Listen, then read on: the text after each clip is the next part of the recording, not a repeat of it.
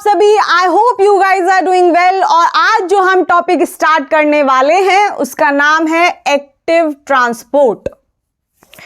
और कल के वीडियो के अंदर हम लोग पैसिव ट्रांसपोर्ट ऑलरेडी डिस्कस कर चुके हैं, उसकी कैटेगरीज के बारे में डिस्कस कर चुके हैं कि सिंपल डिफ्यूजन क्या होता है, फैसिलिटेटेड डिफ्यूजन क्या होता है। फैसिलिटेटेड डिफ्यूजन को भी फर्दर दो कैटेगरीज में डिवाइड किया था। पहली कैटेगरी थी हमारी चैनल मीडिएटेड और दूसरी कैटेगरी थी कैरियर मीडिएटेड। तो नाव, नौका और सेतु वाले एग्जाम्पल की हेल्प से ऑलरेडी हम लोग पैसिव ट्रांसपोर्ट को डिस्कस कर चुके हैं।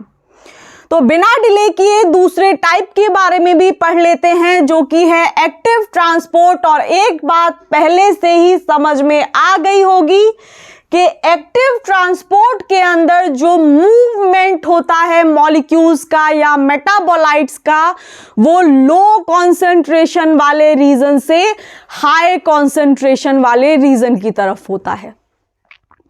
यानी कि कॉन्सेंट्रेशन ग्रेडियंट के अगेंस्ट काम हो रहा है। तो पहला पॉइंट वही लिखा हुआ है कि एक्टिव ट्रांसपोर्ट के अंदर जो आयंस का मूवमेंट होता है या मेटाबोलाइट्स का मूवमेंट होता है वो कॉन्सेंट्रेशन ग्रेडियंट के अगेंस्ट होता है। यानी एक तो बात यह होती है कि जहां पर ऑलरेडी सामान ज्यादा है वहां से सामान उस जगह पर ट्रांसफर कर दिया जाए या ट्रांसपोर्ट कर दिया जाए जहां पर सामान की कमी है। तो वो वाला कंसेप्ट तो समझ में आता है जो हम लोग कल डिस्कस किए हैं कि पैसिव मूवमेंट हो गया भैया। लेकिन ये जो एक्टिव मूवमेंट होता है यहां पर उल्टी ही कहानी चल रही होती है। यानी जहां पर ऑलरेडी मॉलिक्यूल्स की कॉन्सेंट्रेशन कम है पहले से ही, वहां से मॉलिक्यूल्स मूव करना स्टार्ट करते हैं उस जगह पर जहां पर मॉलिक्यूल्स की अबंडेंस है। तो कल जो हमने डिफरेंस देखने की कोशिश की थी वहां पर ये डिफरेंस डिस्कस किया था कि एक्टिव मूवमेंट के अंदर जो मूवमेंट होता है मॉलिक्यूल्स का या मेटाबोलाइट्स का, वो कॉन्सेंट्रेशन ग्रेडियंट के अगेंस्ट होता है। लेकिन वहीं पर अगर हम लोग पैसिव मूवमेंट की बात करते हैं तो पैसिव मूवमेंट के अंदर जो ट्रांसपोर्टेशन होता है आयंस का, मॉलिक्यूल्स का, वो अलोंग द कॉन्सेंट्रेशन ग्रेडियंट होता है। इसका मतलब जहां पर अबंडेंस है मॉलिक्यूल्स की, वहां से मॉलिक्यूल्स उस जगह पर मूव करना स्टार्ट करते हैं जहां पर उनकी कमी चल रही है। एक और चीज कल हम लोगों ने डिस्कस की थी कि जो हमारा एक्टिव मूवमेंट होता है उसको अपहिल मूवमेंट नाम दिया जाता है। और वहीं पर हमने देखा था कि जो पैसिव मूवमेंट होता है उसको हम डाउनहिल मूवमेंट नाम देते हैं। तो कुछ इस तरीके से समझने की कोशिश की थी कि मान लो ये हमारा एक पहाड़ है और अगर इस पहाड़ पर चढ़ना है तो किसी इंसान को एनर्जी ज्यादा चाहिए होती है या फिर जब वो पहाड़ से उतर रहा होगा तब उसको एनर्जी ज्यादा चाहिए। ऑब्वियसली तभी एनर्जी ज्यादा चाहिए जब वो पहाड़ को चढ़ रहा होता है। तो ये जो एक्टिव मूवमेंट होता है या एक्टिव ट्रांसपोर्टेशन होता है ये कुछ पहाड़ चढ़ने जैसा ही होता है। तो यहाँ पर एनर्जी का इन्वेस्टमेंट होता है। यहाँ पर प्रोसेस को चलते रहने के लिए एटीपी की फॉर्म में एनर्जी की रिक्वायरमेंट पड़ती है, ज़्यादा एनर्जी की रिक्वायरमेंट पड़ती है। इसीलिए इस मूवमेंट को हम लोग अपहिल मूवमेंट भी नाम देते हैं। जबकि जो दूसरा होता है जिसे हम पैसिव मूवमेंट के नाम से जानते हैं, क्योंकि वहां पर एनर्जी की जरूरत नहीं होती इसलिए उसको हम डाउनहिल मूवमेंट नाम देते हैं।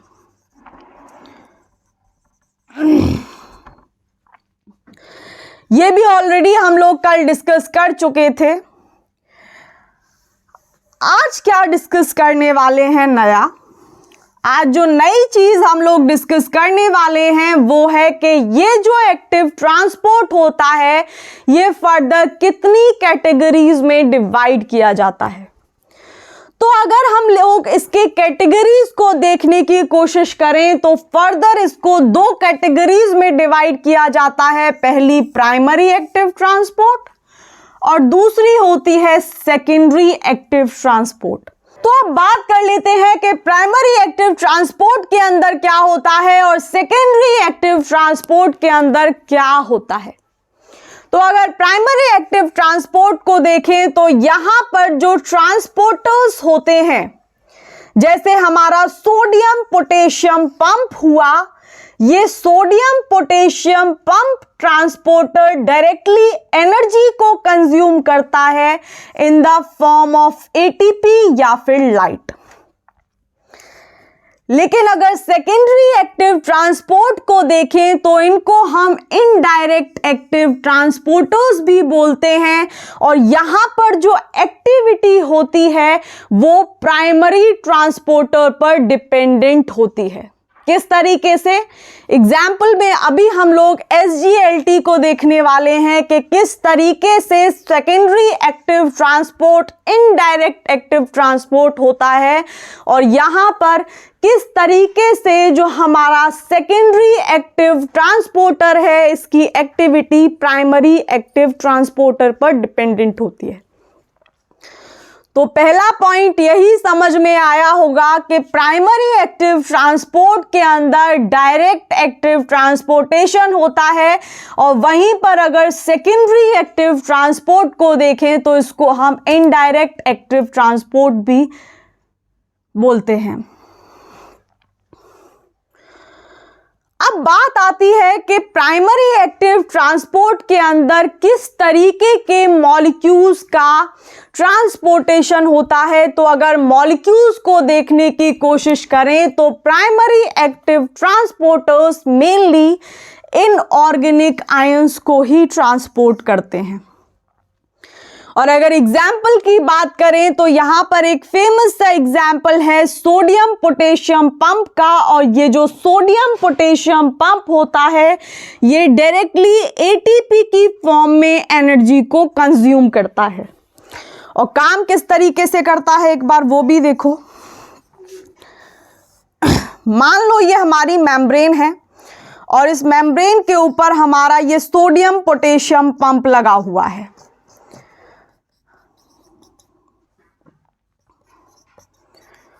तो ये सोडियम पोटेशियम पंप क्या करता है, इससे पहले आपको एक चीज पता होनी चाहिए कि अगर इनऑर्गेनिक आयंस की कॉन्सेंट्रेशन को देखें तो सिर्फ पोटेशियम की कॉन्सेंट्रेशन सेल के अंदर ज्यादा होती है, बाकी जितने भी आयंस बचे उन सब की कॉन्सेंट्रेशन सेल के बाहर ज्यादा होती है। तो अब आपको एक चीज समझ में आएगी कि सोडियम पोटेशियम पंप, अभी मैंने क्या बोला कि सिर्फ पोटेशियम की कॉन्सेंट्रेशन ही सेल के अंदर ज्यादा होती है, बाकी जितने भी आयंस होते हैं उनकी कॉन्सेंट्रेशन चाहे वो कैटायन हो चाहे वो एनायन हो उनकी कॉन्सेंट्रेशन सेल के बाहर ज्यादा देखने मिलती है। तो सोडियम पोटेशियम पंप क्या करता है? सोडियम पोटेशियम पंप सेल के अंदर से 3 सोडियम के आयंस को बाहर लेकर के जाता है और बदले में 2 पोटेशियम के आयंस को सेल के अंदर लेकर के आता है। और अभी मैंने क्या बोला था कि पोटेशियम की कॉन्सेंट्रेशन सेल के अंदर ज्यादा होती है और बाहर कम होती है। तो देखो ये उल्टा काम कर रहा है या फिर नहीं। ऑलरेडी पोटेशियम की कॉन्सेंट्रेशन सेल के अंदर ज्यादा है तो इसका मतलब ये हुआ कि पोटेशियम की कॉन्सेंट्रेशन सेल के बाहर कम होगी। तो ये सोडियम पोटेशियम पंप क्या करता है, जो पोटेशियम के आयंस होते हैं उनमें से एक बार में 2 पोटेशियम के आयंस को जहां कॉन्सेंट्रेशन ऑलरेडी कम है वहां से लेकर के आता है और सेल के अंदर ट्रांसपोर्ट करता है। और यहां से एक और चीज समझ में आ रही होगी कि जो सोडियम आयन है उसकी कॉन्सेंट्रेशन अंदर ज्यादा ना होकर के बाहर ज्यादा होती है, तो यहां पर भी उल्टा ही चल रहा है। सोडियम की कॉन्सेंट्रेशन सेल के अंदर ऑलरेडी कम है, तो ये क्या करता है सोडियम पोटेशियम पंप, ये 3 सोडियम के मॉलिक्यूल्स को नीचे से 3 सोडियम के आयंस को सेल के अंदर से बाहर की तरफ ट्रांसपोर्ट करने का काम करता है। इसीलिए इसको एक्टिव ट्रांसपोर्ट के अंदर रखा जाता है कि जहां पर कॉन्सेंट्रेशन आयंस की ऑलरेडी कम है वहां से आयंस को ये ट्रांसपोर्ट करने का काम करता है उस साइड पर जहां पर कॉन्सेंट्रेशन ऑलरेडी ज्यादा है। तो पहली चीज क्लियर हुई सोडियम पोटेशियम पंप की। अब दूसरी बात क्या है कि जब ये सोडियम पोटेशियम पंप काम करता है तब इसको कंटिन्यूअसली एटीपी की जरूरत होती है। इस प्रोसेस को कंटिन्यू रखने के लिए 3 सोडियम के आयंस को बाहर फेंकने के लिए और 2 पोटेशियम के आयंस को सेल के अंदर घुसाने के लिए।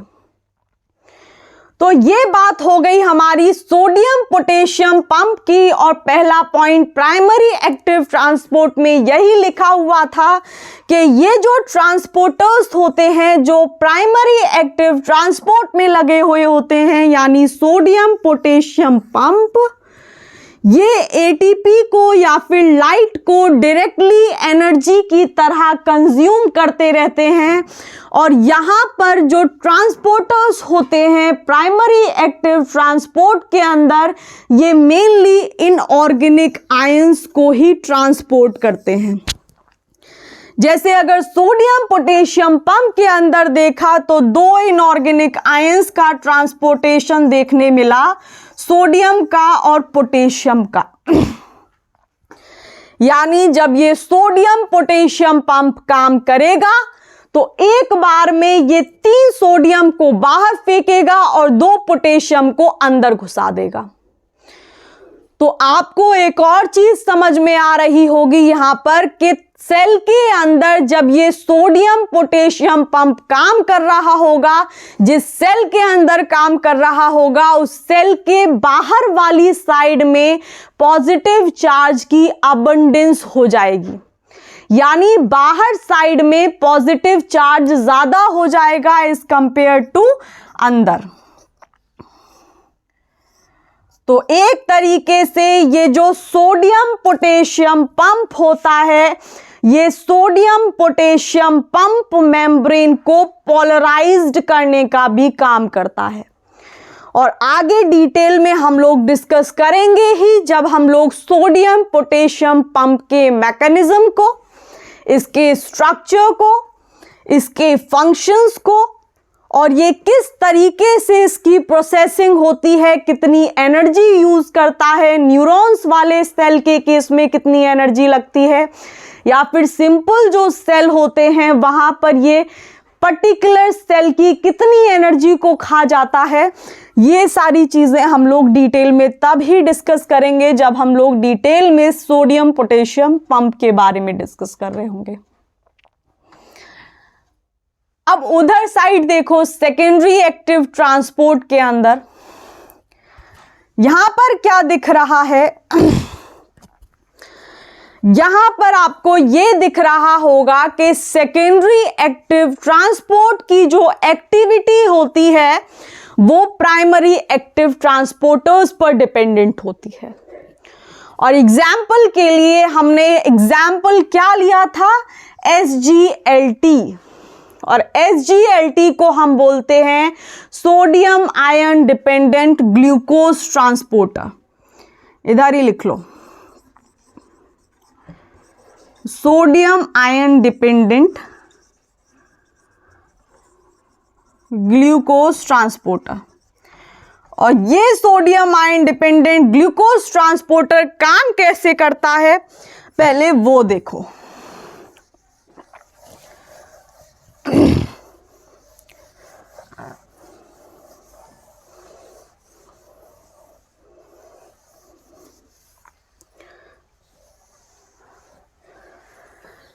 तो मान लो ये जो SGLT काम करता है ये इंटेस्टाइनल एपिथेलियल सेल्स के अंदर काम करता है।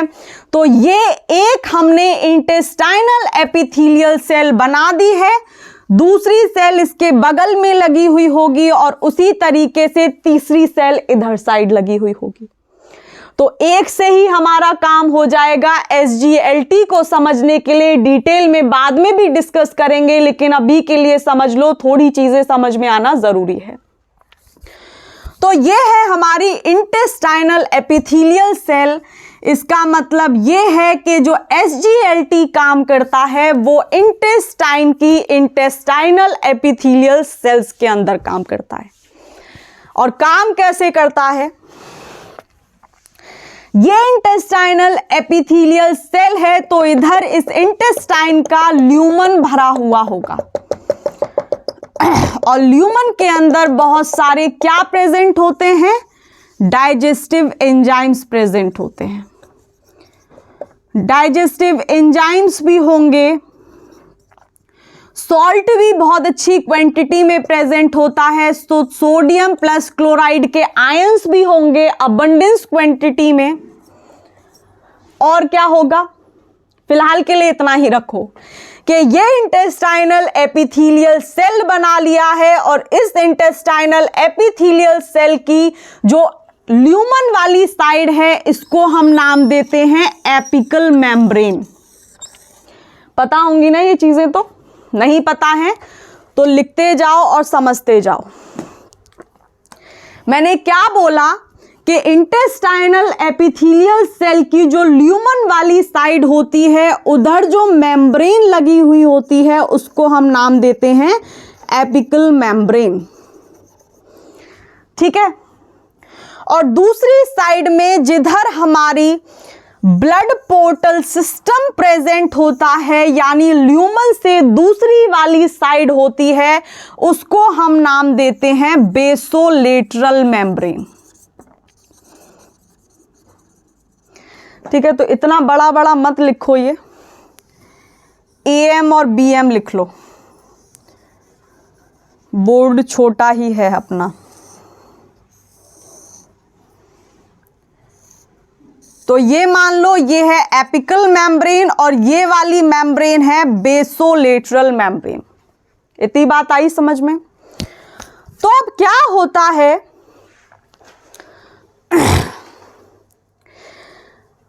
जिधर ये एपिकल मेम्ब्रेन लगी हुई है, इस एपिकल मेम्ब्रेन के ऊपर हमारा SGLT लगा हुआ होता है। और ये जो SGLT होता है यानी sodium ion dependent glucose transporter, जो कि एपिकल मेम्ब्रेन पर लगा हुआ है इस इंटेस्टाइनल एपिथेलियल सेल की, ये क्या है? SGLT। और ये SGLT क्या करता है? ये SGLT का काम ये होता है कि ल्यूमन के अंदर ये जो सोडियम के आयन प्रेजेंट है, ल्यूमन के अंदर अभी मैंने बताया था कि सोडियम और क्लोराइड के आयंस अबंडेंट क्वांटिटी में प्रेजेंट होते हैं, या फिर अबंडेंस भी मत कहो, लेकिन इंटेस्टाइनल एपिथेलियल सेल के अंदर अगर कंपैरिजन करें कि इंटेस्टाइनल एपिथेलियल सेल के अंदर सोडियम आयन की कॉन्सेंट्रेशन ल्यूमन के अंदर प्रेजेंट सोडियम आयन की कॉन्सेंट्रेशन से कम होती है, तो यहां पर क्या होगा? जो हमारा मूवमेंट होगा सोडियम आयन का वो अलोंग द कॉन्सेंट्रेशन ग्रेडियंट होगा। क्यों? क्योंकि ल्यूमन के अंदर ऑलरेडी सोडियम आयन ज्यादा क्वांटिटी में प्रेजेंट है। तो पहली बात समझ में आई कि SGLT क्या करेगा? ल्यूमन के अंदर से क्योंकि ज्यादा सोडियम आयन ल्यूमन के अंदर ही प्रेजेंट है, वहां से ला करके जो हमारे सोडियम आयन हैं उनको इंटेस्टाइनल एपिथेलियल सेल के अंदर फेंक देगा। तो ये आ गए हमारे सोडियम आयन। मान लो एक बार में ये जो SGLT है वो 2 सोडियम आयन को इसके अंदर फेंकता है, ठीक है। अब दूसरा काम ये क्या कर रहा होता है, जो ल्यूमन के अंदर ग्लूकोज होता है उसकी कॉन्सेंट्रेशन कम होती है as compare to intestinal epithelial cell के अंदर।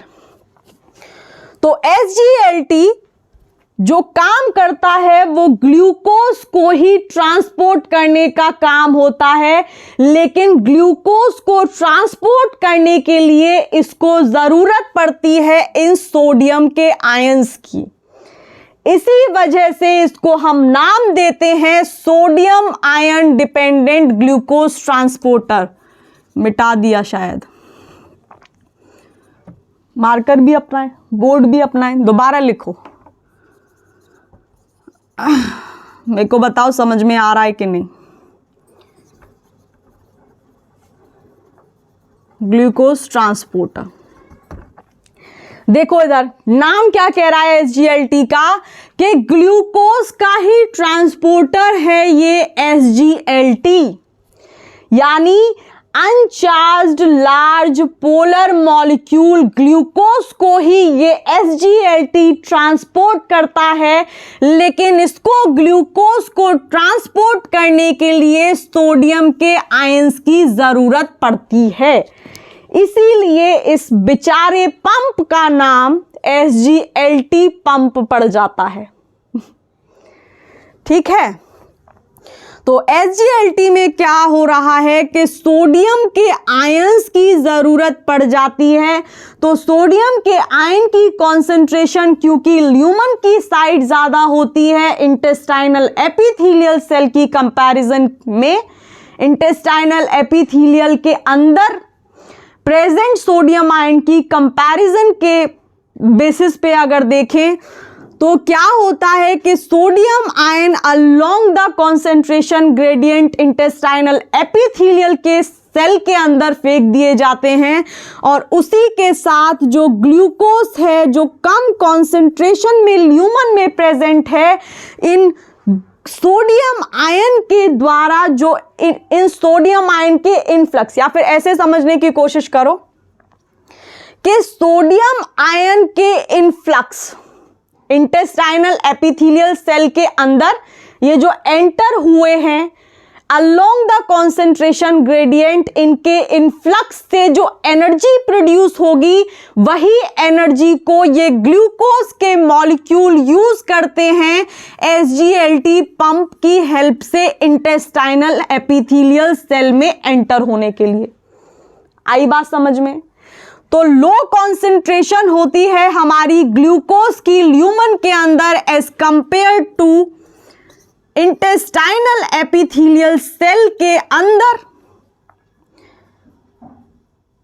तो होता क्या है कि सोडियम आयन के द्वारा, सोडियम आयन के इनफ्लक्स के द्वारा जो एनर्जी प्रोड्यूस होती है उसी एनर्जी को यूज करके ये ग्लूकोज के मॉलिक्यूल्स भी इस इंटेस्टाइनल एपिथेलियल सेल के अंदर घुस जाते हैं। तो अब यहां पर क्या हो गया, यहां सेल के अंदर भी सोडियम की कॉन्सेंट्रेशन बढ़ती चली जाएगी, क्योंकि बार बार ट्रांसपोर्ट हो रहा है, बार बार मूवमेंट हो रहा है, बार बार ग्लूकोज आ रहा है, तो मुफ्त में हमारा सोडियम भी एंटर हुए जा रहा है। तो होगा क्या कि इंटेस्टाइनल एपिथेलियल सेल के अंदर जो हमारा सोडियम है उसकी कॉन्सेंट्रेशन भी बढ़ेगी। ग्लूकोज की कॉन्सेंट्रेशन ऑलरेडी ज्यादा हुई रखी है, तो अब ग्लूकोज को भी ब्लड के अंदर एंटर कराना है, सिस्टम में ट्रांसफर कराना है, और ये जो ट्रांसपोर्टेशन होता है ये फैसिलिटेटेड डिफ्यूजन की हेल्प से होता है। और होता कैसे है कि इस बेसोलेटरल मेम्ब्रेन के ऊपर हमारा GLUT2 लगा हुआ होता है। GLUT2 जो कि रिस्पॉन्सिबल होता है इस ग्लूकोज के मॉलिक्यूल को ब्लड में ट्रांसफर कराने के लिए या फिर ब्लड के अंदर इनका ट्रांसपोर्टेशन कराने के लिए। तो अब क्या होगा, इस इंटेस्टाइनल एपिथेलियल सेल के अंदर जो ग्लूकोज के मॉलिक्यूल्स हैं इस GLUT2 की हेल्प से, फैसिलिटेटेड डिफ्यूजन प्रोसेस की हेल्प से इस ब्लड पोर्टल सिस्टम के अंदर एंटर हो जाएंगे।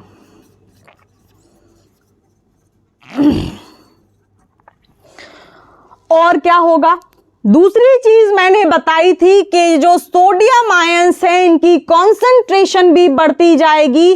तो भाई इन सोडियम आयंस को भी यहां से फेंकना है और फेंकने के बाद इन सोडियम आयंस को भी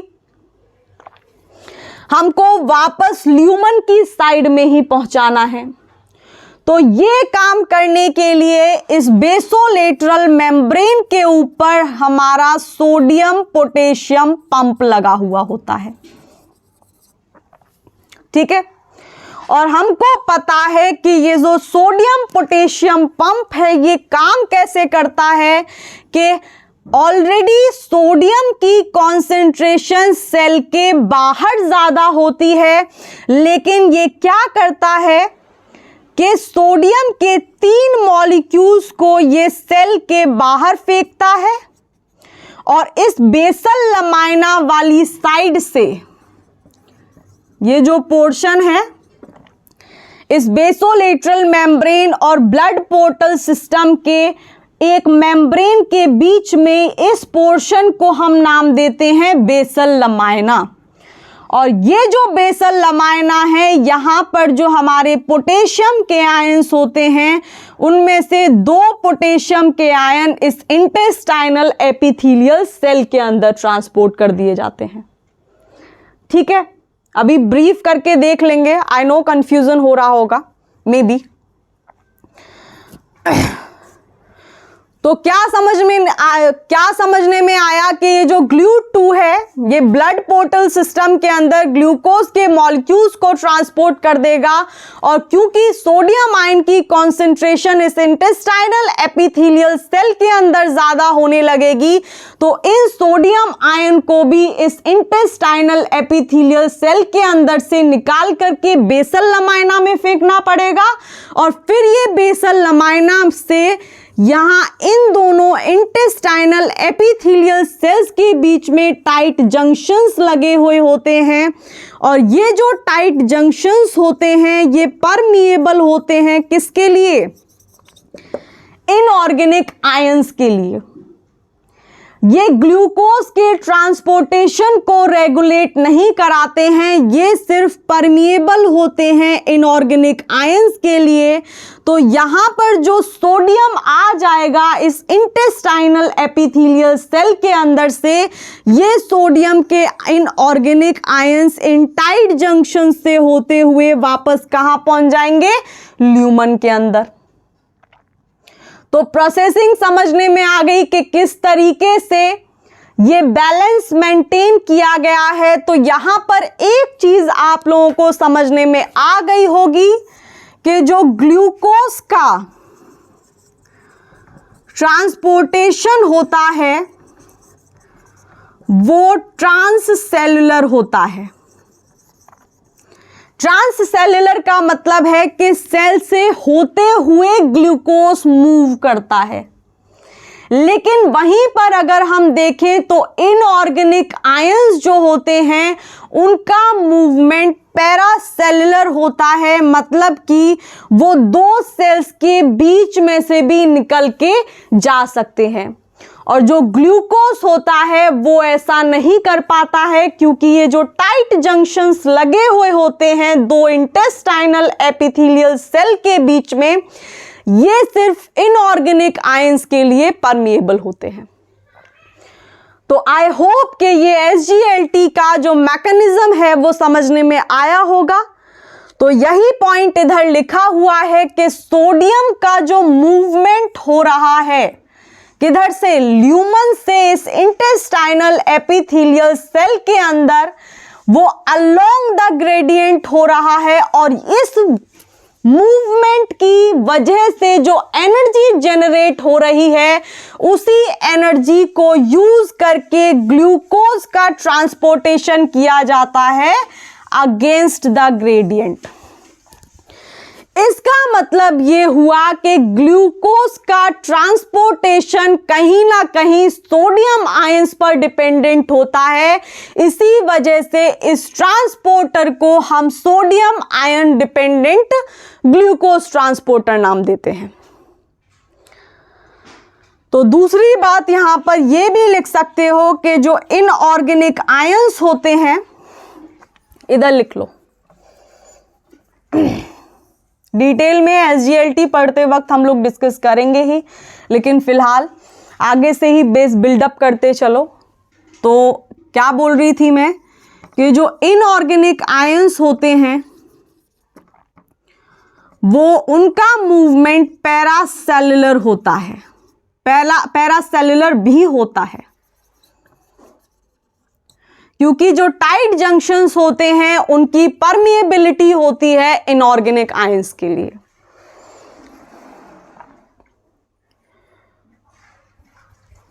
तो यहां पर एक और चीज हम लोग लगे हाथों डिस्कस कर लेते हैं, और वो क्या है, हमको ये पता होना चाहिए आगे के लेक्चर्स समझ में आने के लिए कि जो आयंस होते हैं, इनऑर्गेनिक आयंस होते हैं, चाहे वो कैटायंस हो चाहे वो एनायंस हो, उन कैटायंस और एनायंस में से जो सेल के अंदर जिन आयंस की कॉन्सेंट्रेशन ज़्यादा होती है वो कौन से होते हैं, और वो कौन से आयंस होते हैं जिनकी कॉन्सेंट्रेशन सेल के बाहर ज़्यादा होती है। तो हालांकि मैं ऑलरेडी बता ही चुकी हूं, लेकिन फिर भी एक बार और बता देती हूं कि क्या होता है। ऐसे याद रख लेना, डिस्क्रिप्शन के अंदर मैं इनकी कॉन्सेंट्रेशन कितनी कितनी होती है, एक्स्ट्रा सेलुलर कितनी होती है, इंट्रा सेलुलर कितनी होती है, उसका पीडीएफ मैं आपको दे दूंगी, आप लोग वहां से डाउनलोड कर लेना उसको।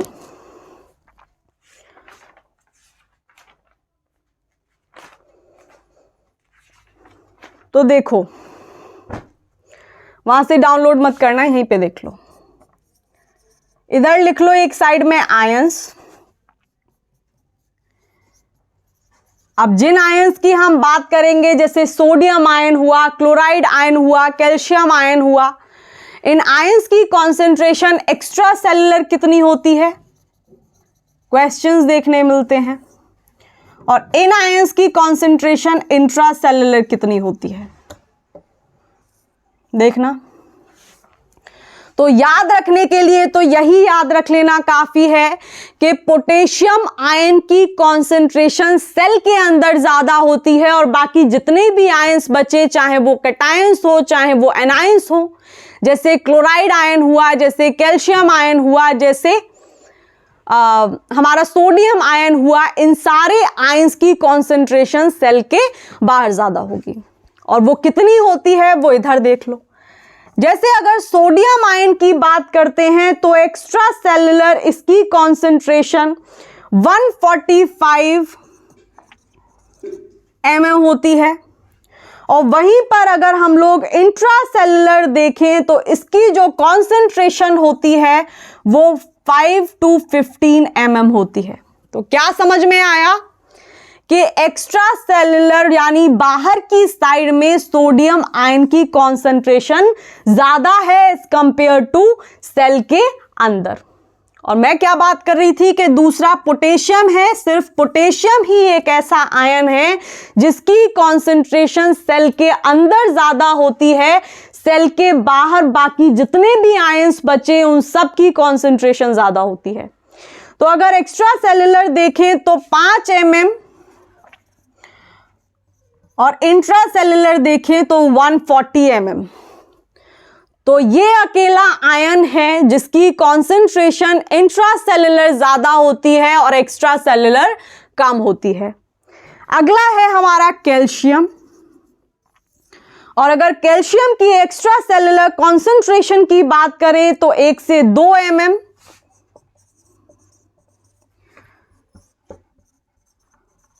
और इंट्रासेलुलर 10⁻⁻⁻⁴ mm। अगला क्लोराइड है। बाकी सबकी कॉन्सेंट्रेशन सेल के बाहर ही ज्यादा होगी। तो क्लोराइड की एक्स्ट्रा सेलुलर देखें तो 110 mm,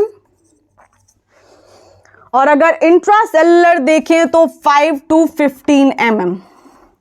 उसी तरीके से मैग्नीशियम होता है जिसकी 1 to 2 mm, और अगर इंट्रासेलुलर देखें तो 0.5 mm। तो यहां से क्या समझने में आया कि जो मेन एक्स्ट्रा सेलुलर कैटायन होता है वो कौन सा होगा? मेन एक्स्ट्रा सेलुलर कैटायन होता है हमारा ये सोडियम।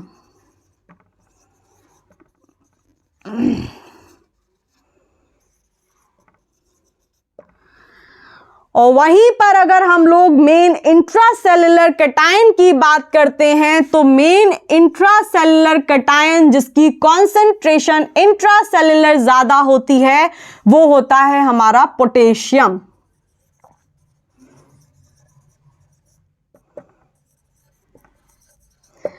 और कैटायन की तो बात हो गई, लेकिन अनायन की बात करें, एक्स्ट्रा सेलुलर जिस अनायन की कॉन्सेंट्रेशन ज्यादा होती है वो होता है हमारा क्लोराइड। तो मेन एक्स्ट्रा सेलुलर एनायन जो होता है वो है हमारे भाई साहब क्लोराइड आयन।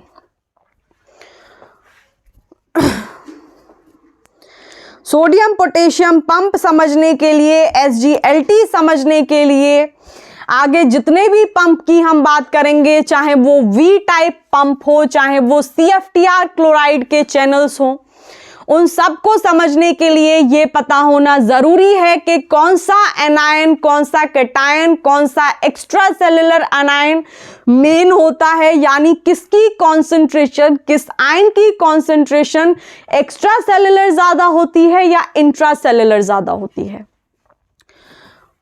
तो बेशक मत याद रखना, लेकिन इतनी बात जरूर याद रख लेना कि पोटेशियम जो होता है सिर्फ इसकी कॉन्सेंट्रेशन इंट्रासेलुलर ज्यादा होती है, बाकी सबकी कॉन्सेंट्रेशन एक्स्ट्रा सेलुलर ज्यादा होती है इंट्रासेलुलर की कंपैरिजन के अंदर।